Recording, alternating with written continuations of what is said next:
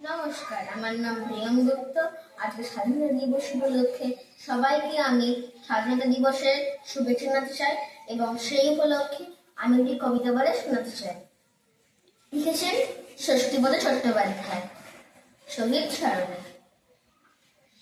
এদেশের তরে এদেশের মাটি রক্তে ভিজালো যারা, যারা আমাদের মায়ের চোখে ছিল অশ্রুধারা, নিজেরে বিকালো জাতিরে শিখালো সাম্যবাদের গান, নিজের রক্তে রঞ্জিত হয়ে গেল জয় নিশান।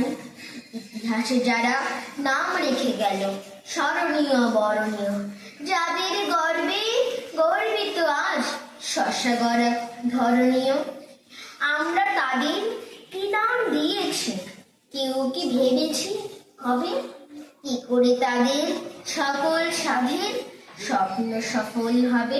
নমস্কার।